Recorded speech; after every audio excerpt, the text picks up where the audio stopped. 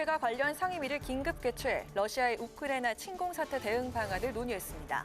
현지 교민의 안전한 철수 대책과 우리 경제에 미칠 파장을 점검한 가운데 정용 외교부 장관은 현지 교민 중 출국 희망자는 이번 주 내 철수할 수 있도록 만반의 준비를 갖추고 있다고 밝혔습니다. 여야 대선 후보 4명이 오늘 밤 정치 분야를 주제로 TV토론에서 맞붙습니다. 대장동 의혹과 이재명, 윤석열 후보 배우자 의혹 등을 두고 치열한 공방이 예상되는데 오늘 국회 법사위에서도 이들 의혹을 놓고 여야가 난타전을 벌였습니다. 민주당과 이재명 후보가 조원진 우리공화당 후보에게까지 정치개혁안 동참을 제안하며 윤석열 후보를 제외한 모든 야당 후보 제3세 포섭에 나섰습니다. 국민의힘은 안철수 후보와 단일화 불씨를 살리기 위한 방안을 고심 중인데 이번 주말이 단일화 협상의 분수령이 될 것으로 보입니다. 청년 정치인의 시각으로 이슈를 분석해보는 청년 맞수. 오늘은 다당제 연합 정치를 위한 정치개혁을 제안하고 나선 민주당과 정권 교체를 고리로 단일화 불씨를 이어가고 있는 국민의힘 등 여야의 지지층 결집 움직임을 짚어봅니다.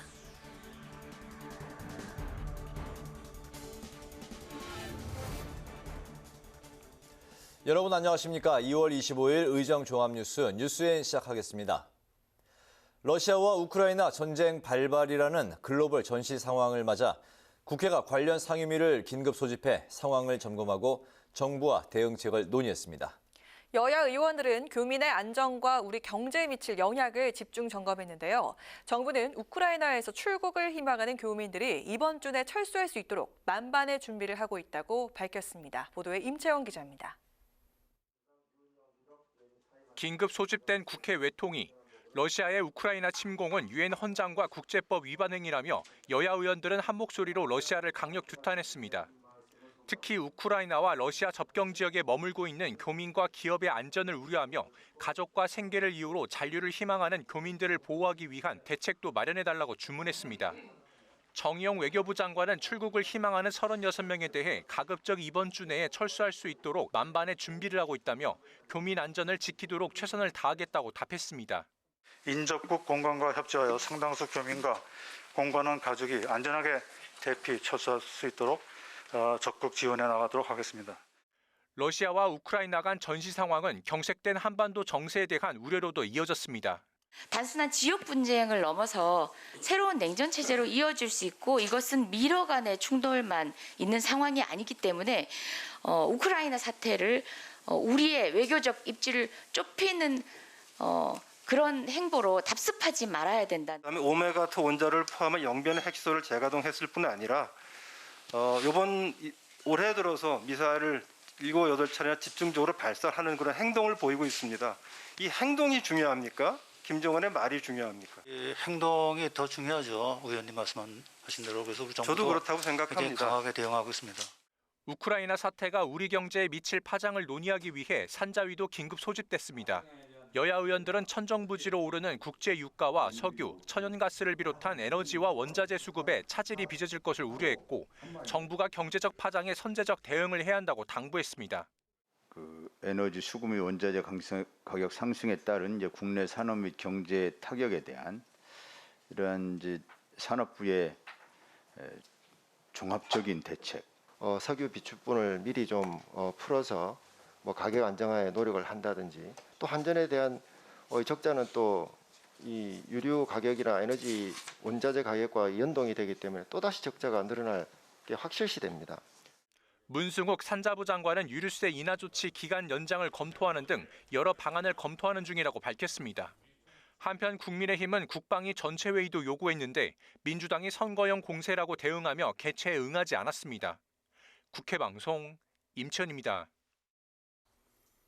초접전 대선 전국 여야 대리전도 치열해지고 있습니다. 오늘 열린 법사위 현안 질의에서 민주당은 윤석열 후보의 병역 기피 의혹을 파고들었고 국민의힘은 대장동 녹취록에 이재명 후보 측근이 등장한다며 검찰 수사를 촉구했습니다. 태윤영 기자가 보도합니다. 박범계 법무부 장관이 출석한 법사위 현안 질의. 이재명, 윤석열 후보 배우자 의혹에 대한 여야 공방이 불을 뿜었습니다. 더불어민주당은 윤 후보 부인 김건희 씨의 도이치모터스 주가뿐 아니라 또 다른 작전주 연루 의혹까지 연일 부각하며 구속 수사를 촉구했고 그 공범들은 전부 다 구속 기소가 됐는데 한 분 지금 딱 남아 있는 분이 대선 후보의 배우자라는 이유로 지금 수사가 진척되지 않고 있는데 국민의힘은 이 후보 부인 김혜경 씨의 법인카드 유용 의혹을 파고들었습니다. 김혜경 여사, 김혜경 부인이 경기도 복화를 쓴 부분에 대해서는 수사가 진행 중에 있습니까? 이거 단순히 업무상 횡령에 해당하는 거죠. 대장동 사건을 두고도 여야는 서로 몸통이라며 충돌했습니다. 특히 국민의힘은 대장동 녹취록에 김용 당시 성남시 의원과 정진상 당시 성남시 정책실장 등 이 후보의 최측근이 등장한다며 이 부분도 수사하라고 공세를 폈습니다. 그 이재명 후보의 스스로도 측근이라면 정진상, 김용 정도는 돼야 이렇게 이야기를 하고 있거든요. 그러니까 결국은 이 김만배 씨가 정진상 실장에게 당시 성남시장 실에 있던 그 정진상 실장에게 대장동 이야기를 했다. 민주당은 윤석열 후보의 병역 기피 의혹에 화력을 집중했습니다. 입대 당시 부동시로 병역 면제 판정을 받았지만 검찰 임용 당시엔 정상 판정이 나왔다며 법무부에 관련 자료를 요구했습니다. 1982년도에 0점 좌우 시력 차이가 0.7이었는데 94년도, 2002년도 공무원 채용 신체 검사와 재검 해가지고 할 때는 0.2, 0.3으로 정상 시력으로 바뀝니다. 이에 박범계 장관은 법사위원장과 여야 간사에게만 공개하겠다는 입장을 밝혔는데 국민의힘은 강하게 반대했습니다. 국회방송 태윤영입니다. 여야 4개 정당의 대선 후보가 오늘 저녁 두 번째 법정 TV 토론에 나섭니다. 후보들은 권력구조 개편과 러시아의 우크라이나 침공 등 정치, 외교 현안 등을 주제로 토론을 펼칠 예정입니다. 강민지 기자의 보도입니다. 중앙선거관리위원회에서 주관하는 두 번째 법정 TV 토론이 오늘 저녁 8시부터 2시간 동안 진행됩니다.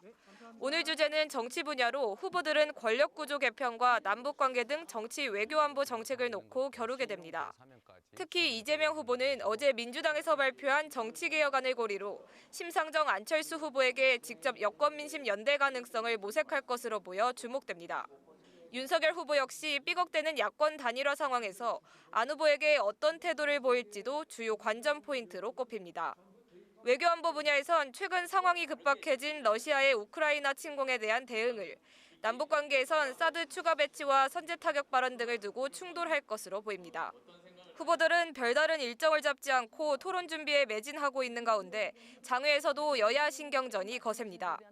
민주당은 윤 후보의 삼부 토건 봐주기 수사 의혹과 김건희 씨의 도이치모터스 주가 조작 연루 의혹 등 3대 비리 의혹이 있다며 공세를 이어갔고 이번 선거의 최대 쟁점은 윤석열 후보의 3대 비리 의혹에 있다 이렇게 말씀드린 바 있고요. 최근 2주일 사이 보도를 보면 이 3대 비리 의혹이 대부분 사실로 확인되어 가고 있는 과정이다. 국민의힘은 대장동 핵심 인물인 정민용 변호사의 대장동 관련 문건을 입수했다며 긴급 기자회견을 열고 검찰에 재수사를 촉구했습니다. 정민용 변호사의 명함, 원천 징수 영수증, 자필 메모 등이 발견됐고 2014년에서 2018년까지 대장동 개발 사업과 관련된 보고서, 결제문서, 특히 이재명 시장이 직접 결제했던 결제문서 다수와 자필 메모 등이 포함돼 있었습니다. 지지율 초접전 양상을 보이는 이재명, 윤석열 후보. 지난 경제 분야 토론에서도 각종 의혹에서 크게 충돌했던 만큼 오늘도 네거티브 공방은 격화될 것으로 보입니다. 선관위가 주관하는 여야 대선 후보 법정 TV 토론은 다음 달 2일 사회 분야를 마지막으로 마무리됩니다. 국회방송 강민지입니다.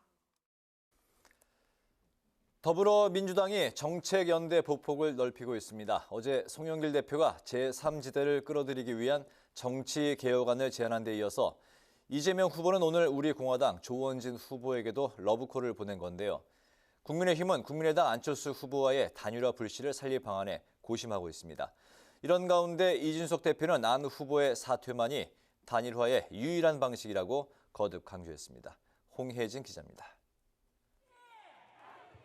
대선 시계는 빨라지고 있는데 이재명, 윤석열 후보의 지지율 격차는 초접전을 이어가면서 표심 잡기를 위한 여야의 움직임이 더욱 분주해지고 있습니다. 민주당은 송영길 대표가 제안한 정치개혁안 추진 의지를 다시 한번 강조했습니다. 윤호중 원내대표는 선거제도를 포함한 정치제도 개혁을 입법화하고 개헌 문제를 논의할 헌정개혁 특위를 만들 계획이라고 밝혔습니다. 일각에서 제기하는 선거용 카드 아니냐는 의혹에 대해선 이번 대선 결과와 상관없이 추진하겠다며 야당의 협조를 촉구했습니다. 시점이 시점이니만큼 그렇게 해석하시는 것에 대해서 굳이 이 부인을 할 생각은 없습니다만 이것은 저희 당이 가져온 오래된 여기에 이재명 후보는 강경 보수 성향인 우리공화당 조원진 후보에게 전화해 민주당의 정치개혁연대에 동참해 줄 것을 제안한 것으로 알려졌습니다. 민주당은 국민의힘 윤석열 후보를 제외한 모든 정치 세력과 연대할 수 있다는 의지를 드러내고 있는데 조원진 후보나 정의당 심상정 후보 등의 반응은 부정적이어서 정책연대가 탄력을 받을 수 있을지는 미지수입니다. 국민의힘은 국민의당 안철수 후보와 단일화 방안을 고심하는 분위기입니다. 특히 이재명 후보와 초접전 양상 속에 당내에선 대선 승리를 위해 반드시 단일화 카드가 필요하다는 지적입니다.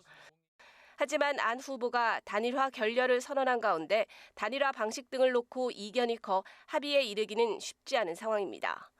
국민의힘 이준석 대표는 여전히 안 후보 사퇴가 답이라는 입장인데 만약에 안철수 대표가 출마를 포기한다든지 하면은 그에 대한 적절한 예우를 하겠다가 공식적인 국민의당은 안 후보가 제안한 여론조사 경선 방식을 주장하고 있습니다. 투표용지 인쇄 날인 오는 28일 전인 이번 주말이 단일화 협상의 분수령이 될 것이라는 전망이 나오는 가운데 윤석열 후보가 안철수 후보와 직접 담판에 나설 가능성이 제기되고 있습니다. 국회 방송 홍혜진입니다. 지난해 국회의원 후원금이 모두 407억 1,300만 원으로 집계됐습니다. 4.15 총선이 있었던 지난해보다 131억 원이 줄어든 수치로 총선이 있는 해엔 평년의 2배까지 모금이 가능한 요인이 영향을 미친 것으로 보입니다. 정당별 국회의원 후원의 평균 모금액은 정의당이 1억 5,306만 원으로 가장 많았고 더불어민주당은 1억 4,210만 원, 국민의힘은 1억 3,197만 원을 기록했습니다. 이와 함께 가장 많은 후원금을 모은 의원은 기동민 민주당 의원으로 1억 7,614만 원이었습니다. 국회방송과 국회미래연구원이 공동으로 국가중장기 아젠더위원회가 제시한 성장사회에서 성숙사회로에 대해서 특별 대담을 마련했습니다.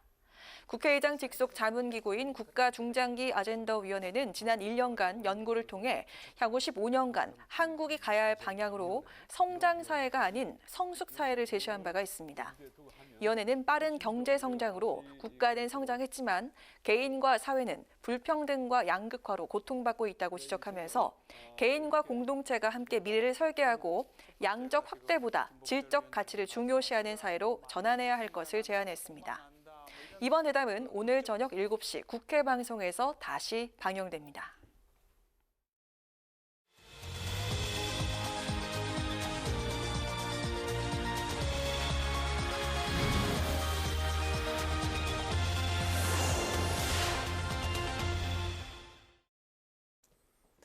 네, 매주 금요일 한 주간의 여론 추이를 핵심만 짚어서 분석해보는 뉴스엔 주간 리서치 시간입니다. 오늘도 민심에 담긴 여의도 이슈를 풀어주는 분, 배종찬 인사이트K 연구소장 자리했습니다. 안녕하십니까? 안녕하십니까? 네, 2월 마지막 주 대선 후보 지지율부터 먼저 살펴보겠습니다. 두 가지 조사 결과를 살펴볼 텐데요. 두 후보 간의 격차가 점점 좁혀진 것 같네요. 그렇습니다. 지난주와 또 이번 주의 추세가 달라졌습니다. 이제 네. 선거일이 더 가까워지고 네. 다음 주면 이제 사전 투표입니다. 네. 4일과 5일인데 네.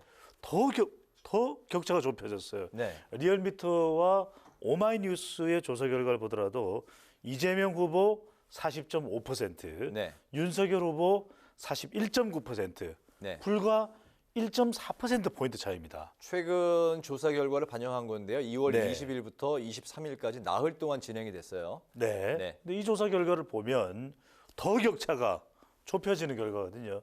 그러니까 1.4%포인트 차이면 누가 이긴다라고 할 수가 없는, 네. 왜냐하면 아직까지도 응답을 하지 않은 무응답층도 있기 때문에 네. 말 그대로 지금 나오는 이야기가 이렇습니다. 깻잎 반의 반장 차이다. 네. 깻잎 대전이다. 이런 이야기가 나올 정도로 네. 후보들의 이 치열한 접전, 박빙, 혼전 양상입니다. 네, 오마이뉴스는 1.4%포인트 차이였는데 다른 기관의 조사 결과도 같이 살펴보겠습니다. 우리가 이제 매주 기준으로 해서 분석을 해드리고 있는 조사입니다. MBS 4개의 여론조사 기관의 자체 조사인데요. 네. 면접원 조사 방식입니다. 이재명 후보 37%, 네. 윤석열 후보 39%, 안철수 후보 9%, 심상정 후보 3%로 나타나서 두 후보 이재명, 윤석열 후보 차이가 2%포인트입니다. 네네. 앞서 소개해드렸던 조사가 1.4%포인트, 네. 2%포인트니까 이 거의 비슷하게 조사도 나왔네요. 깻잎 반의 반장, 네. 네. 말 그대로 깻잎 대전 네. 결과를 그대로 고스란히 보여주는 조사 결과인데요. MBS 여론조사는 우리가 추세를 보여드리는 게 필요할 것 같은데 추세를 보시면은 네. 상당히 놀라실 겁니다. 왜냐하면 이전 대선에서는 공식 선거운동에 들어가서 실시된 조사 결과 그대로 유지됐습니다. 네. 그런데 네. 지난 조사에서는 무려 9%포인트 차로 윤석열 후보가 앞서는 조사 네, 결과인데 크게 차이가 났었는데 네. 이번 주 오른 2%로 줄었네요. 저 그래프를 보시면 네. 이재명 후보가 31에서 37로 무려 왜냐하면 이게 공식 선거운동에 들어간 이후의 조사 결과가 6%포인트나 껑충 뛰었습니다. 네. 윤석열 후보는 1%포인트 내려가서 불과 두 후보의 차이가 2%포인트 차이로 좁혀졌습니다. 네네. 안철수 후보도 1%포인트 올라갔고요. 심상정 후보도 1%포인트 올라갔습니다. 그러니까 추세를 보면 네. 보통 공식 선거운동 들어가고 지금 이제 다음 주면 사전 투표거든요. 네. 그러면 대체로 이런 추세가 변하지 않습니다. 저도 한 번도 본 적이 없고 30여 년 동안 선거에서 이런 양상을 경험해 본 적도 없습니다. 아, 그렇습니까? 이런 대선은 없었다. 네. 그러니까 주간 리서치가 마치 일련의 추세를 소개해드리는 것처럼 역동적으로 바뀌고 있는데 지금 두 후보의 지지율 정말 혼전 아주 격차가 좁혀져 있는 네. 결과로 나타나고 있습니다. 리얼미터의 추이도 마저 살펴보겠습니다. 마찬가지입니다. 폭의 차이는 있지만 네. 이 결과를 보시더라도 쭉 조금씩 벌어졌다 다시 좁혀져요. 네. 자, 제일 왼쪽에서부터 보시면은 벌어졌다가 중간에 있는 그래프를 보시면 상단에 붉은색과 푸른색 그래프입니다. 41.6 대 39.1로 좁혀졌다가 다시 좀 벌어졌다가 또 좁혀졌습니다. 네. 그러니까 이 조사 결과가 1.4%포인트 차이니까요. 네. 더 좁혀진. 네. 그러니까 선거일이 가까워졌는데 벌어진 지지율 격차가 유지되는 것이 아니라 다시 더 좁혀졌고 다음 주도 모르겠습니다. 네네. 다음 주는 우리 분석 시간에 수요일까지만 실시된 조사 결과를 소개해드릴 수가 있거든요. 네. 그 조사를 기준으로 해서 소개를 해드리면서 금요일 사전 투표율이 어느 정도 진행되는지도 다음 주에 분석을 해드릴 텐데 지금 뭐 손에 땀을 쥡니다. 아, 그렇습니다. 네. 한 주간의 이제 추이를 보면 어쨌든 이제 뭐 상승폭과 이제 하락폭은 조금씩 두 기관의 차이는 있지만 어쨌든 공통점은 이재명 후보가 이제 상승을 했고 윤석열 후보가 이제 하락했다는 거는 이제 공통이네요. 그러니까 지난 주에는 윤석열 후보가 앞서가는 추세였는데 네. 이번 주에는 또 이재명 후보가 맹추격하면서 거의 뭐 비슷한 이런 결과가 붙어 있는 결과 나타나는데 네. 가장 큰 변곡점은 단일화로 보입니다. 그러니까 단일화가 이 지난 주에는 윤석열 후보 쪽에 무게가 실리는 또 지지층들이 결집하는 이슈가 됐는데 네. 일요일이죠. 안철수 후보가 완주합니다. 완주합니다. 네. 어떤 하달이 없었습니다. 이렇게 네. 되면서 또 이준석 국민의힘 대표와 또 안철수 국민의당과 국민의힘이 또 서로 갈등하는 모습이거든요. 네. 주말에 윤석열 후보와 안철수 후보가 전격적으로 만날 수 있다 이런 이야기도 나오긴 합니다만 아직까지의 지금까지의 추세를 보면 이 단일화가 윤석열 후보에게 상당히 부정적인 영향, 네. 타격을 준 것으로 보이고 또 한편으로는 지난 월요일 또 1차 TV 토론이 있었거든요. 선관위 주최. 네. 그 토론도 영향을 또 미친 것으로 보입니다. 후보와 관련된 추가적인 의혹도 나타났고 이것도 이재명 후보 지지층을 중심으로 해서 이거 우리도 결집 안 하면 이거 지지율이 더 벌어지겠는데 하는 학습 효과에 의해서 핵심 지지층들, 또 호남, 또 서울 지지층들이 결집하는 결과가 반영된 것으로 보입니다. 야권 단일화 결과 관련해서 안철수 후보의 지지율도 한번 좀 살펴볼까요? 네. 안 후보의 지지율을 보면은 조금 다른 차이가 있습니다. 리얼미터와 오마이뉴스 조사는 안철수 후보 지지율 조금 더 내려간 결과인데 네. 조금 차이가 있는 건 왜냐하면 20일이 포함되어 있습니다. 그러니까 20일 날 안철수 후보가 이 단일화 완주하겠다는 의사를 밝혔지만 네. 사실은 이 날짜에 이 단일화 결렬의 여론이 오롯이 반영됐다고 보기는 힘들거든요. 네. 그러니까 20일 날짜가 포함됐는데 20일이 포함되지 않은 단일화 결렬 이후에 21일과 22일, 23일 조사, MBS 여론조사를 한번 더 보여주십시오. 네. MBS 여론조사를 보시면 올랐죠. 1%포인트가 올랐죠. 다시 반전하는 모습을 보인다는 것은 네. 안 후보의 지지층들이 완주해? 그럼 또 결집할게. 또 우리가 뭉칠게. 특히 이제 중도층에서 그런 현상이 두드러지게 나타날 수 있는데 앞으로 안 후보의 지지율이 자 10%대까지 올라설 수 있느냐 아니면 한 자릿수에 그대로 머무를 수밖에 없느냐 이 부분도 대선 판세에 상당히 영향을 줄 수 있습니다. 특히 이제 윤석열 후보에게는 안 후보의 지지율이 올라간다면 부담이 될 테고요. 네네. 그 안철수 후보가 오늘 나온 한 여론조사 결과에서는 또 12%까지 그러니까요. 올라가 있는 그런 결과도 있던데 주말에 이제 단일화 단판 관측도 나오고 있던데 안철수 후보에게는 어쨌든 좋은 환경이라고 봐야 되겠습니다. 그렇습니다. 그렇게 안철수 후보의 지지율이 어떻게 움직이느냐에 따라서 네. 윤석열 후보, 이재명 후보 모두에게 영향을 줄 수 있기 때문에 우리 주간 리서치 시간을 통해서 말씀드렸습니다. 특히 이제 심상정 후보에 대해서도 말씀드렸지만 안 후보의 지지율은 작지만 네. 대선에 결정적인 영향을 줄 수 있는 작은 거인이다라는 말씀드렸습니다. 알겠습니다. 다음으로 이제 대선 당선 전망 조사를 한 그 결과가 있는데 한번 살펴보겠습니다. 도표를 좀 크게 보여주실까요? 네. 윤석열 후보 48, 이재명 후보 37 나왔는데 이건 지지율과는 또 다른 양상이네요. 다른 거죠. 네. 그러니까 당선 전망은 뭐냐면 내가 아니라 주변의 사람들이 대체적으로 어떻게 이번 대선 결과를 전망한다는 것인데 네. 여기서 우리가 눈여겨보셔야 될 부분은 윤석열 후보가 상승하던 추세에서 실시가 됐었던 조사 결과이기 때문에 윤석열 후보의 당선 전망이 높다 이렇게 응답이 나왔지만 네. 다시 이번 조사에서는 이재명 후보가 상승세거든요. 그러니까 이게 다음 주 달라질 수 있고 선거 있는 다다음 주에 또 달라질 수 있는 겁니다. 그러니까 네. 지금 이 당선 전망까지도 상당히 두 후보의 격차가 좁혀지고 있는 추세다. 네. 변하고 있다. 이렇게 보실 수가 있는 거죠. 어쨌든 모든 상황이 다 이제 박빙으로 초박빙으로 이제 가고 있다는 말씀. 네. 마지막으로 이제 지역별 표심이 중요한데 지역별 서울과 또 호남 지역의 동향을 한번 살펴보겠습니다. 네. 먼저 이게 서울부터 살펴보면 얼마 전까지만 해도 서울 지역의 윤석열 후보한테 유리하게 돌아갔었는데 이재명 후보가 지금 치고 올라갔습니다. 이게 그러니까요. 어떻게 된 건가요?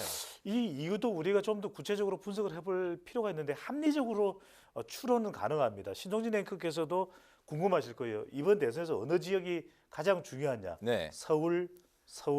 서울입니다. 주간 리서치를 쭉 이어서 보시는 분들은 계속해서 강조해왔던 내용들을 확인하실 수가 있는데 서울을 보면 그동안 윤석열 후보가 앞서갔던 거예요. 왜? 네. 지난해 재보궐선거에 영향이 계속 지속되고 있었고 특히 서울은 부동산이 중요하고 청년 세대가 현 정부의 정책에 대해서 실망을 했었고 또 코로나 영향으로 자영업층이 더불어민주당 지지로부터 이탈했었는데 자 조금씩 달라집니다.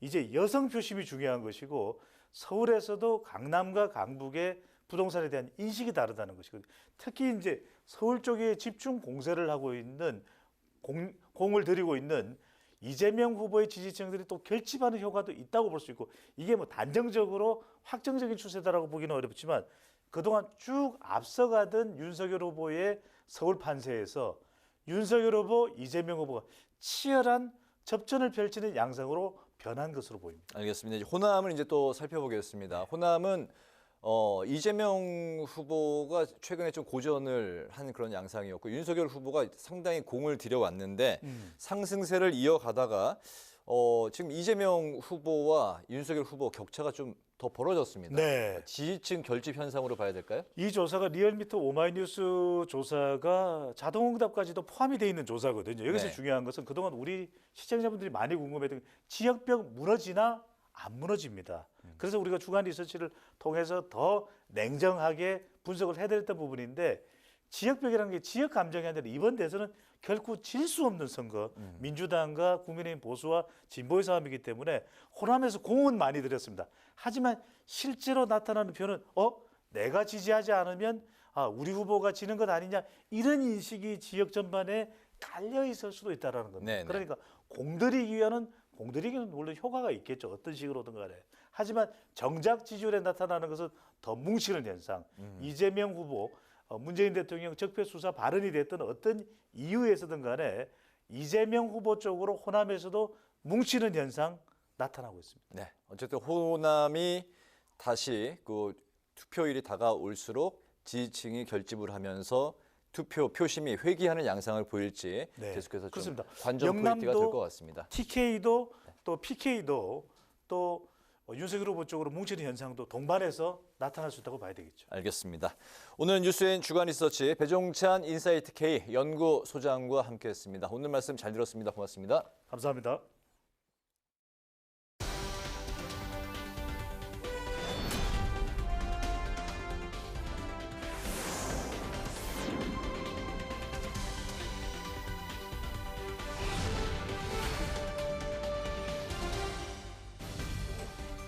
강하랑의 정치톡 시간입니다. 2월 25일 시선을 집중시킨 정치 뉴스 만나보시죠. 오늘의 첫 번째 정치톡은 주식 1타 강사입니다. 러시아의 우크라이나 침공이 현실화되면서 세계 각국이 그 파장과 국제 정세에 미칠 영향에 촉각을 곤두세우고 우려의 목소리를 내고 있습니다. 우리나라 역시 마찬가지인데요. 외교부가 강력 규탄한다는 성명을 내놓은 데 이어서 각 대선 후보들도 SNS와 성명을 통해 일제히 비판에 나섰습니다. 민주당 이재명 후보는 강한 유감, 국민의힘 윤석열 후보와 국민의당 안철수 후보는 규탄, 정의당 심상정 후보는 전쟁 범죄란 표현으로 러시아의 침공을 비판했습니다. 그런데 선거 유세 현장에서 나온 이재명 후보의 발언을 놓고 야당이 공세에 나섰다는데요. 어떤 내용 때문인지 이 후보 발언 직접 들어보시죠. 여러분, 조금 전에 보니까 우크라이나에 전쟁이 개시된 모양입니다. 지구 반대편에 우리와 아무 관계도 없는 정말로 우리와 경제적 관련이 0.몇 %인 그 나라에 전쟁이 났는데 우리 주가 떨어지고 있죠. 전쟁과 위기는 경제를 망친다. 정치 지도자들이 절대로 해서는 안 되는 일, 전쟁의 위기를 고조시키는 일, 정치 지도자가 반드시 해야 될 일, 평화를 지키는 일입니다, 여러분. 네, 어제 강원적 유세에서 경제와 안보 문제를 들고 나온 이재명 후보. 우리와 관계없는 지구 반대편 나라에서 전쟁이 났는데도 주가가 떨어지고 있다면서 경제는 안정 속에 성장하는 것이기 때문에 정치 지도자는 전쟁의 위기를 고조시켜선 안 된다고 목소리를 높였습니다. 그리고 윤석열 후보의 선제 타격론과 사드 배치 공약을 비판했는데요. 이 후보는 우리나라 주식이 미국, 유럽에 비해서 60%밖에 가치를 인정받지 못하는 건 지정학적 리스크 때문이다. 이런 분석을 덧붙이기도 했습니다. 발언이 전해진 직후 국민의힘이 발끈하고 나섰습니다. 우크라이나 사태 관련 긴급대책회의에서 이재명 후보가 남의 나라 일이라며 강 건너 불구경하듯 하고 있다. 집권 여당의 대선 후보인지 주식 1타 강사인지 헷갈린다고 집중 공세를 펼쳤습니다. 잠시 후 있을 2차 법정 TV토론에서도 이번 우크라이나 사태와 관련한 외교 안보 문제가 집중 거론될 것으로 전망되는데요. 주식 영향을 거론한 이 후보 발언이 토론에서 또 한 번 공격 포인트가 될지 지켜봐야겠습니다. 이어서 두 번째 정치톡은 침묵의 의미는 반대입니다. 20대 대선이 초박빙의 선거 판세를 보이고 있는 가운데 보수 진영에서 마지막 변수로 주목하고 있는 한 사람, 바로 박근혜 전 대통령이죠. 지난해 11월부터 삼성 서울병원에서 입원 치료 중인 박 전 대통령이 다음 달 퇴원할 것으로 알려지면서 어떤 메시지를 내놓을지, 어떤 영향을 미칠지 관심이 모아지고 있는 건데요. 우리공화당의 조원진 대선 후보가 오늘 박 전 대통령의 퇴원 시기가 대선 이후로 늦어질 가능성이 높다면서 메시지 발표 여부에 대해서도 언급해 눈길을 끌었습니다. 건강 회복이 생각보다 더디게 되고 있다. 그래서 대통령 선거 전에 나오시기가 힘들지 않겠는가. 특별한 메시지가 이번에 나오긴 좀 어렵겠네요. 메시지를 안 내도 그게 정치적 영향이 있을 거예요. 그것은 윤석열 후보에 대한 지지를 안 한다는 거 아닙니까? 사람으로서 윤석열 후보에 좋은 감정이 있을 수가 없죠. 6개월 동안을 수고합을 지어서 이리 끌고 저리 끌고 다니고 어떻게 저런 가치를 가지고 있는 분이 우파의 후보가 됐는가 하는 부분에 있어서 굉장히 아이러니하죠. 박 전 대통령의 메시지가 안 나온다면 그건 윤석열 후보를 지지하지 않는다는 뜻이다. 조원진 후보는 윤 후보가 박 전 대통령 구속수사를 했던 당사자임을 부각하면서 메시지를 안 내도 정치적 영향이 있을 거라고 전망했습니다. 하지만 현재까지 국민의힘과 윤석열 후보는 선거나 정치를 떠나 최우선이 대통령 건강이라며 말을 아끼는 분위기입니다. 이런 가운데 최근 민주당 이재명 후보 측의 행보가 눈길을 끌고 있는데요. 이재명 후보 지지를 선언한 대구 경북 인사들 100여 명이 어제 박 전 대통령 사저 앞에서 귀향을 환영하고 쾌차를 기원하는 행사를 열었습니다. 또 통합 정부론을 띄우고 있는 이재명 후보가 어제 직접 우리공화당 조원진 후보에게 연락을 해서 정치 개혁에 함께할 것을 제안한 것으로 알려졌는데요. 이에 조 후보는 박 전 대통령에 대한 사과 없인 함께할 수 없다는 입장을 보이고 있습니다. 구속 4년 9개월 만에 사면으로 석방된 이후에도 보수 정치권에서 여전한 존재감을 보이고 있는 박 전 대통령. 과연 조 후보 예상대로 침묵을 계속 이어갈 수 있을지 보수 유권자들은 메시 유무를 어떤 의미로 받아들일지 궁금하네요. 지금까지 강하락의 정치톡이었습니다.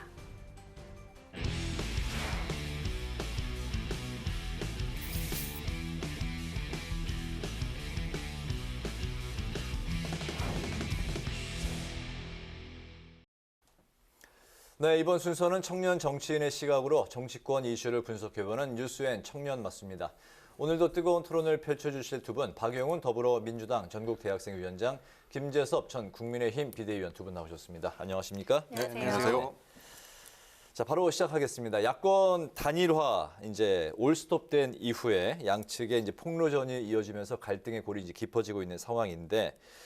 선대본이나 당 중진들은 단일화가 필요하다 이렇게 이제 같은 목소리를 내고 있는데 딱 한 사람, 그 이준석 대표, 안철수 후보의 사퇴만이 단일화로 가는 유일한 해법이다 이렇게 계속 이제 안철수 후보를 자극하고 있는데요. 이게 투트랙 전략인 것인지 당 차원에서 아니면 정말 그 이준석 후보는 단일화를 안 해도 된다는 건지 이 질문은 김재섭 위원에게 들어보겠습니다. 제일 중요한 건 결국 이제 후보의 의지인 것 같습니다. 그러니까 사실 이제 이준석 대표가 투트랙처럼 이제 비춰질 수도 있고 내지는 정말로 단일화를 하지 않았으면 하는 바람이 있을 수 있고 사실 이준석 대표의 속마음 뭐 누구도 예측하기가 어렵겠지만은 제 생각에는 이준석 대표의 의지와 상관없이 후보들 간의 어떤 결단이라든지 대화라든지 이런 게 있으면 사실 단일화라는 건 얼마든지 열려 있는 상황이기 때문에 제 생각에는 이준석 대표의 의지보다는 후보의 의지가 더 지금 상황에서 중요하다고 생각이 되고 뭐 언론 보도에 따르면 막 주말에 만난다라는 이야기도 있는데 실제로 이루어질지는 아직 미지수긴 하지만은 당내에서도 조금 의견이 나뉘는 것 같습니다. 보면은 반드시 단일화를 해야 그리고 우리가 넉넉하게 승리할 수 있다. 그렇기 때문에 반드시 단일화를 합시다라는 이 분들이 계시고.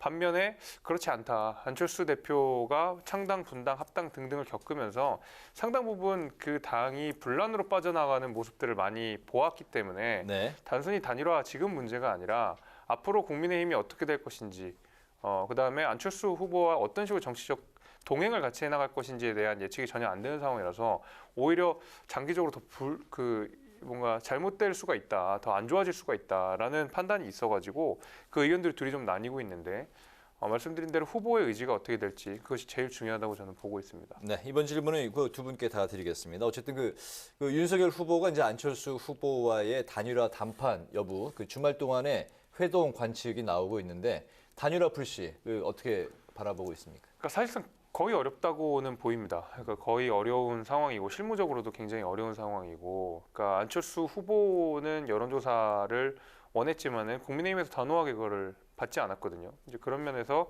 사실 이제 실무적으로 뭔가 여론조사를 돌려서 누군가 후보를 결정하고 할 수 있는 상황은 전혀 아니고요. 앞서 말씀드린 대로 윤석열 후보와 안철수 후보가 어떤 식으로 합의를 할 것인지 이제 그게 남아 있다고 보고. 결국은 이제 후보 간의 합의가 이루어지면 선거 전날에도 단일화를 할 수 있는 것이거든요. 투표용지는 투표용지가 인쇄된다고 하더라도 나중에 이제 사퇴를 한다 뭐 내보면 다 이제 안내를 해주기 때문에 저는 그런 가능성은 아직까지 조금 시간이 있다고 생각이 돼서 결국 이제 후보들 사이에 어떤 이야기들이 오고 갈지를 우리가 지켜봐야 된다고 보고 있습니다. 최대한 막판까지 가능성이 있는 시점을 뭐 3월 8일 자정까지도 뭐 이렇게 이야기를 하더라고요. 네. 알겠습니다. 저는 뭐 현실적으로 단일화가 어렵다고 보고요. 이준석 대표가 표면적으로는 자강론을 이야기하고 있는데 그 내면의 모습들을 보면 굉장히 어렵다. 그 내면이 뭐냐 하면은 이준석 대표는 안철수 후보에게 개인적인 감정이 굉장히 많은 것 같아요. 지난 작년해부터 계속된 조롱을 해왔고 뭐 생각나는 게 뭐냐면 안철수 후보는 토론 패널도 못한다. 아무나 하는 줄 아냐. 또 뭐 리을, 이응, 키키 이런 것만 붙이세요. 라는 식으로 조롱을 해왔고 이런 둘 사이의 감정의 골이 굉장히 크다. 그래서 이번에 사실 이태규 의원이 폭로한 것은 2월 11일 날 여수에서 국민의힘의 열정열차 그 종착지에서 안철수 후보와 단일화를 선언하기로 했다는 거 아닙니까? 네. 근데 거기서 이미 수가 다 나왔어요. 종로 공천이나 뭐 부산 지역의 공천 이야기까지 나온 걸 봐서는 이제 더 이상 나올 수가 없다. 안철수 후보조차도 기자회견을 통해서 이제 단일화가 없다고 선언했기 때문에 주말간의 단일화 논의가 이루어질 가능성이 굉장히 낮고 유일한 방법은 사실 이준석 대표의 사퇴 그리고 안철수 후보와 윤석열 후보의 그 단판인데 사실 안철수 후보의 사퇴. 그렇죠. 안철수 후보의 사퇴가 전제되어야 하는데 이제는 안철수 후보가 사퇴하면은 굉장히 물러설 곳이 없거든요. 국민의당에 있는 분들이 어떤 분들이냐면 저희 민주당에 계셨던 분들이에요. 계셨던 분들이 나가서 점점 합당과 이런 과정을 반복하면서 그 코어만 모이신 분들이기 때문에 이제 물러서면 정말 안철수 후보의 정치가 어려워지기 때문에 저는 단일화가 굉장히 어려울 것이라고 생각합니다. 네, 이렇게 야당이 정권 교체를 앞세워서 단일화를 강조하는 가운데 여당에선 정치개혁 카드로 안철수 후보를 비롯한 제3지대 후보들에게 러브콜을 보내고 있는데요. 여야의 목소리 잠시 듣고 이야기 이어가 보겠습니다. 더불어민주당은 우리나라 정당들이 함께 국민통합 정치개혁안을 만들고 실천할 것을 제안합니다. 집권당의 독주, 야당의 발목 잡기, 소수 정당의 한계 등의 악순환의 고리를 끊어야 합니다. 정권 교체라는 같은 목표를 바라보고 있는 안철수 후보에 대한 윤석열 후보의 생각도 이와 다르지 않습니다. 단일화를 둘러싸고 다소 혼란스러운 상황이 있었지만 더 큰 통합, 더 크게 하나 되는 대한민국을 향해 가는 과정의 하나라고 생각이 됩니다.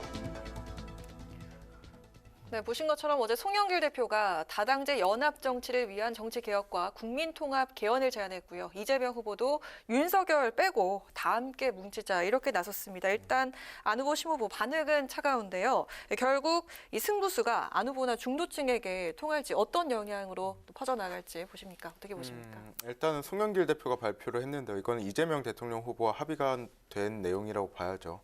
4년제 중임제를 던졌고요. 또 비례정당에서 위성정당을 금지하는 내용을 담았는데 사실 이게 굉장히 필요한 거예요. 우리 정치가 대통령 중심의 정치이기 때문에 승자 독식의 구조죠. 그것 때문에 뭐 상대방에 대한 검찰 수사나 복수도 있었던 건 사실이고 이로 인한 갈등의 골이 굉장히 깊어진 상황에서 언젠가는 실행했어야 하는 그런 정책이다라고 말씀드리고 싶고 안철수 후보도 똑같아요. 안철수 후보도 어차피 지금 우리 정치의 미래를 바라보는 입장에서 4년제 중임제에 대해서 끊임없이 이야기해 오셨거든요. 결국에서 이것을 실현하기 위해서는 개헌이라는 것도 필요하기 때문에 지금 여당 172석의 여당과 연합하는 것도 안철수 후보에게는 좋은 방법이다. 다만 안철수 후보가 지금 야권의 후보이기 때문에 이것에 동의해서 우리와 함께 할지는 사실 미지수예요. 그렇기 때문에 뭐 상황을 지켜봐야 되고 심상정 후보님 같은 경우에는 민주당과 항상 정책적 연대나 결을 같이 해주셨던 분이기 때문에 안철수 후보님보다는 긍정적으로 받아들일 가능성이 크다라고 생각하고 정의당과 민주당의 사이가 벌어진 것은 사실 비례정당 때문이잖아요. 그런 갈등의 골을 좀 채울 수 있는 계기가 되지 않을까라고 기대해 봅니다. 글쎄요, 저는 이제 이재명 후보가 계속 이제 지지율 답보에 빠졌었던 결정적인 이유를 생각해 보면, 사실 뭐 대장동 의혹도 마찬가지지만은 이제 그 김혜경 씨를 향한 여러 가지 의혹들 이런 것들이 이제 악재와 악재가 계속 거듭되다 보니까 사실 올라갈 만한 지지율들도 계속 발목을 잡히는 그런 모양들이었거든요. 그렇기 때문에 제 생각에는 이재명 후보가 뭐 굉장히 근접한 차이긴 하지만은 윤석열 후보에게 지지율을 약간 뒤처지고 있는 상황에서는 그 어떤 정치적 상상력을 다 발휘해야 된다고 생각을 합니다. 그렇기 때문에 아마 사실 어떻게 보면 무리수라고 볼 수 있는 그런 어떤 정책 행보를 보여주고 있는 것 같은데, 심지어는 이제 조원진 후보에게까지도 러브콜을 보냈다는 그런 얘기들이 있는데요. 그러니까 그것이 이제 정치적 상상력의 영역이긴 하지만은 현실적으로는 대단히 어렵다 이렇게 보는 것이, 예를 들면 이제 앞서 말씀하셨지만 심상정 후보 같은 경우에는 안 하겠다, 단일화 같은 거 없다, 그리고 그렇게 정치 개혁하려고 그러면 그냥 하면 된다, 뭐 우리는 단일화 이런 거 얘기하자면 그냥 해라, 이런 식으로 말씀을 분명히 하셨고, 안철수 후보 같은 경우에도 사실 지난날, 그러니까 바로 최근까지도 문재인 정부와 이재명 후보에 대해서 굉장히 비판을 높게 해왔거든요. 그러면서 이제 정치 개혁을 해야 된다, 정권 교체도 해야 된다, 여러 번 말씀하셨는데, 이제 와서 이재명 후보와 손을 잡는다는 것 자체가 안철수 후보가 가지는 말의 신뢰를 굉장히 떨어뜨리고 안철수 후보 스스로에게도 정책 자산을 완전히 깎아먹는 일이기 때문에 저는 굉장히 어렵다고 생각이 됩니다. 네, 알겠습니다. 오늘 이제 그 8시부터 2차 법정 TV 토론이 이제 펼쳐지는데, 오늘 주제가 또 이제 정치 분야이기 때문에 정치 개혁 관련한 이제 여러 가지 이야기들이 또 나올 것 같습니다. 청년 정치인들의 시각은 오늘 그 관전 포인트를 어떤 거라고 생각하시는지 들어보겠습니다. 아까 이제 뭐 대통령 4년제 중임제 이야기도 나왔고, 개헌, 뭐 또 다당제를 위한 선거제도 개편도 나왔는데, 뭐 종합해서 한번 들어보겠습니다. 먼저 김재섭 위원부터. 뭐 이제 개헌 얘기는 사실 이제 문재인 정부에서도 하기로 했었는데 이제 잘 안 됐었던 거고, 지금 이제 최근에 우리가 대선에서 네거티브가 난무한다, 뭐 후보가 없다고 이야기가 나오는 배경 속에는 우리가 육공화정, 그러니까 87년 이후에 헌법이 수명을 다했다라는 그 공통된 문제의식들이 담겨 있는 거거든요. 이제 그런 의미에서 어떤 개헌을 논의할 필요가 분명히 있다라는 생각을 저는 듭니다만은, 그것이 이제 예를 들면 중임제 이런 식으로 해결한다고 해서, 그러니까 그것만 가지고는 절대로 저는 정치 개혁이 되기는 어렵다고 생각하고, 실제로 우리가 가능한 부분부터 검토를 해야 된다고 생각합니다. 지금 대한민국에는 사정 기능이 충분하지가 않거든요. 예를 들면 감사원 같은 경우에도 대통령이 너무 좌지우지한다, 검찰총장의 경우에도 너무 좌지우지한다 해가지고 실제로 권력을 견제할 수 있는 기능들이 대단히 부족하다는 생각이 듭니다. 그래서 이 사정 기능을 충분히 독립시킬 수 있어야 되는 것이 하나가 있을 것 같고요. 그다음에 우리가 항상 문제가 되는 중앙선거관리위원회 같은 경우에도 권력 분립의 핵심적인 축 하나를 다루고 있긴 한데, 거기에 대해서 중립성 시비가 끊임없이 걸리고 있고, 실제로 투표 과정 속에서도 부정투표라는 이야기가 계속 나오는데, 사실 부정투표라는 말이 안 나오려면 그 부실 투표에 대한 원천 차단을 해야 되거든요. 그럼 굉장히 사실 우리가 읍면동 단위로 이 선거 관리를 하고 있기 때문에 그 밑단으로 가게 되면 굉장히 투표가 부실한 것도 사실입니다. 이런 것들을 전반적으로 고치지 않으면 아무리 큰 이야기를 하더라도, 제도를 크게 바꾼다고 하더라도 결국 디테일에 있어서는 과거로 회귀할 수밖에 없다. 저는 그렇게 보고 있습니다. 사정기관을 좀 더 촘촘하게 짤 필요가 있다. 네. 87년 공화국 체제를 개선해야 된다는 것엔 동의하고요.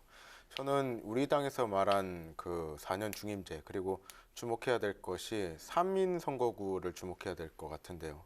기초의원 선거구에서 3인 선거구를 도입하면은 좀 다양한 목소리가 들어올 수 있지 않겠냐에 적극 동의하고, 다시 4년 중임제로 돌아오면은 5년 대통령제에서는 대통령이 야당의 눈치를 볼 필요가 없어요. 그렇기 때문에 여당의 독주가 심해지고, 여당의 독주로 인해서 국민 갈등이 심해지는 측면이 매우 강하거든요. 이것을 어느 정도 해결할 수 있고 야당과 협치를 할 수 있는 가능성이 열리기 때문에 4년제 중임제도 저희가 볼 때는 꽤 합리적인 방안이라고 생각해요. 뭐 대통령이 임기가 중간에 이렇게 나눠지기 때문에 더 심판받을 수 있는, 그리고 재신임 받을 수 있는 기회가 될 수도 있고요. 우리 정치가 지금 갈등의 정치로 가고 있잖아요. 국민 여야가 나뉘고 갈등의 정치로 가고 있는데, 저는 4년 중임제가 지금 10년 정도 전부터 개헌안으로 계속 논의가 되어 왔어요. 이번 대통령이 자신의 임기를 1년 줄이더라도 이 개헌안만큼은 통과시켜서 좀 제왕적 대통령제를 해소했으면 좋겠다라는 말씀을 드리고 싶습니다. 그래서 청년 정치인 입장에서는 뭐 대국민적으로 봤을 때 갈등의 해소의 제1원칙을 해소할 수 있으면은 이것도 좋은 방법이다라고 생각합니다. 알겠습니다. 네, 선거 막바지인데요. 양측 다 진보 보수 지지층을 모두 흡수하지 못하고 있다는 평가가 있습니다. 특히 윤석열 후보의 경우에는 50% 안팎의 정권 교체 여론보다 지지율이 낮게 나오고 있는 상황인데, 이게 어떤 이유라고 보시는지 들어보겠습니다.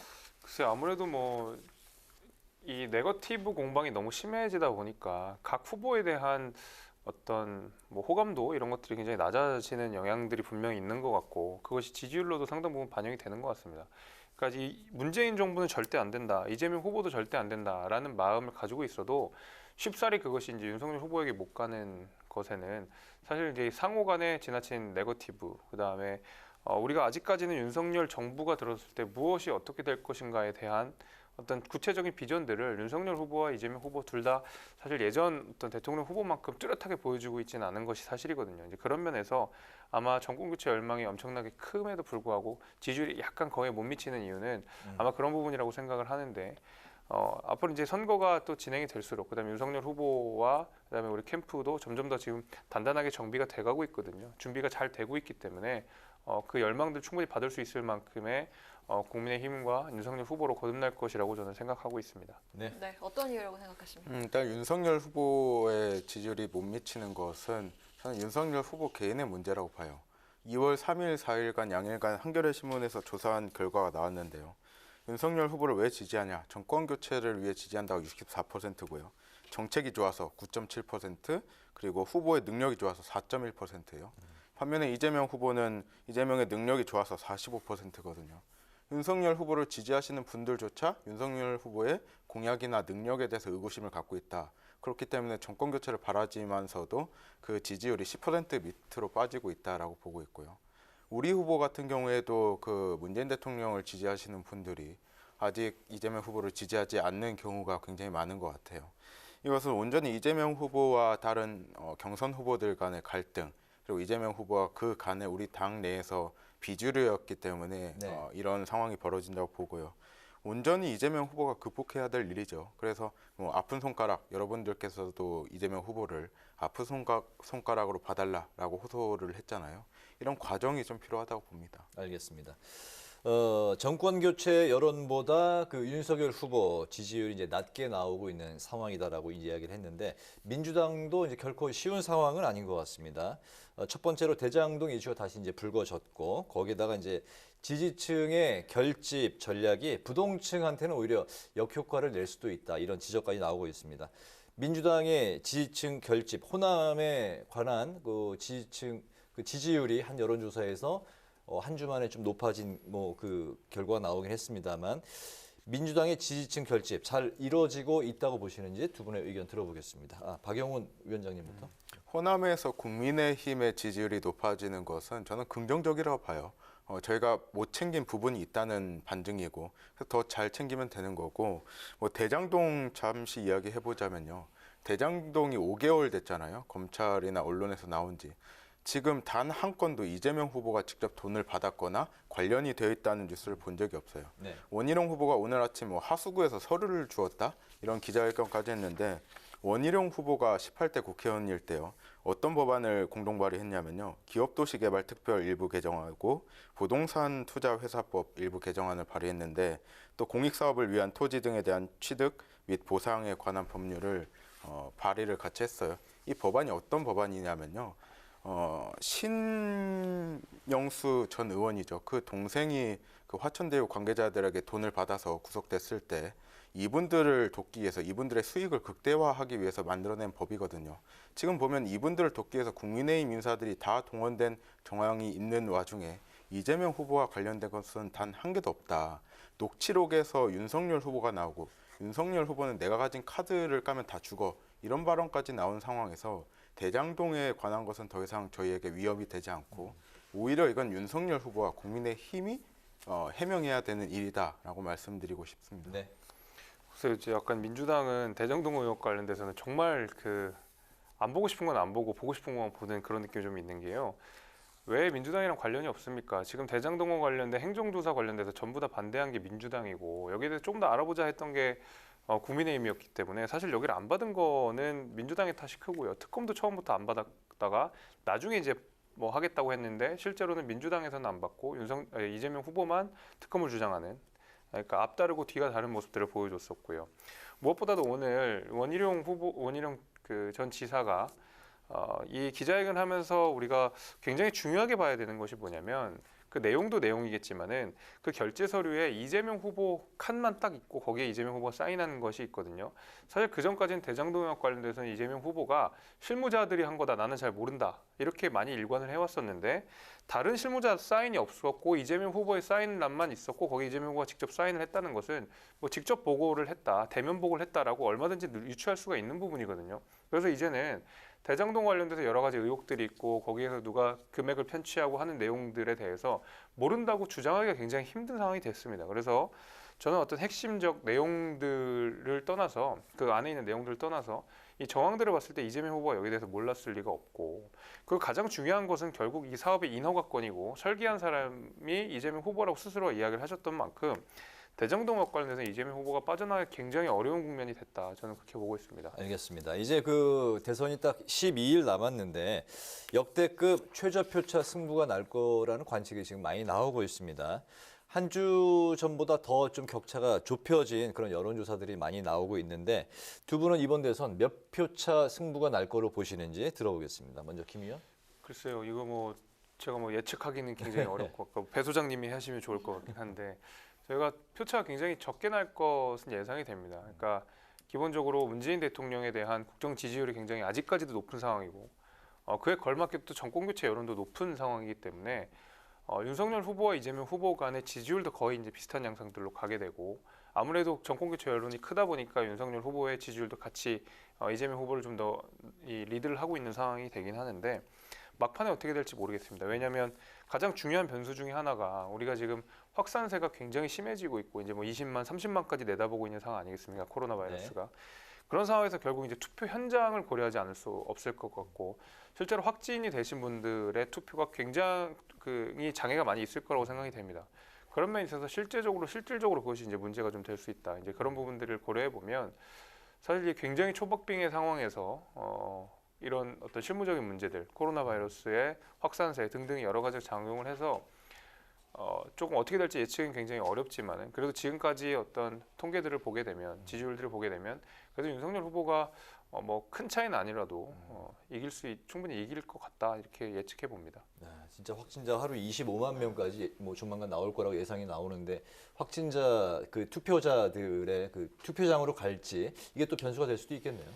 변수가 될 수도 있는데요. 지금 상황에서 역대 최대 투표율을 저는 예상하거든요. 그만큼 정치에 대한 국민들의 관심이 많기 때문에 저는 가장 높은 투표율을 기록할 거라고 보고 그만큼 저는 투표율 차이가 얼마 안 날 거라고 봐요. 한 2% 내외, 한 60만 표 내외지 않을까라는 생각도 해보고 왜냐하면 지금의 2012년 선거가 떠오르거든요. 박근혜 대통령과 문재인 대통령의 대결에서 3%도 차이가 안 났던 것 같아요. 그때 굉장히 열기가 뜨거웠는데 지금이 그때보다 더 뜨거운 것 같아요. 그렇기 때문에 뭐 코로나가 25만 명, 뭐 20만 명 이렇게 발생해도 이분들이 결국에 투표장에 나올 것이다. 9시까지도 늘어났기 때문에 나올 것이다 생각이 들고요. 결국에는 오늘 여론조사에 봤듯이 갤럽 조사였나요? 골든크로스가 일어났죠. 지금 여론조사가 엎치락 뒤치락 하고 있는데 이게 바로 뭐 득표율 차이가 얼마 안 날 것이라는 증거가 아닐까라고 저는 생각합니다. 네, 마지막 질문 아주 짧게 들어볼게요. 그러면 2030 민심 향방에 대해서 알아보고 싶은데 이게 특히나 청년층의 투표 열기가 어느 정도가 될지 짧게 들어보도록 하겠습니다. 먼저 김재섭 위원님. 이번에 굉장히 높을 것 같아요. 원래 이제 20대 투표율이 항상 이제 낮았었는데 네. 그 어느 때보다도 20대의 정치적 효능감들이 높은 상황이고 또 20대 남성들 같은 경우에는 이준석 대표와 국민의힘을 많이들 지지하고 있고 나가서 윤석열 후보의 여러 가지 밈들이나 이런 선거 홍보물들을 자체적으로 제작하는 그 세대들이 20대들이거든요. 그래서 아마 이번에 큰 힘을 발휘할 거라고 저는 생각하고 있습니다. 약간 투표율이 높을 거라고 전망하셨는데 2030 투표율도 높을까요? 뭐 30대는 제가 잘 모르겠고요. 20대는 굉장히 높을 것이다. 20대 남성도 그렇고 여성도 그런데 여성이 굉장히 분노하고 있거든요.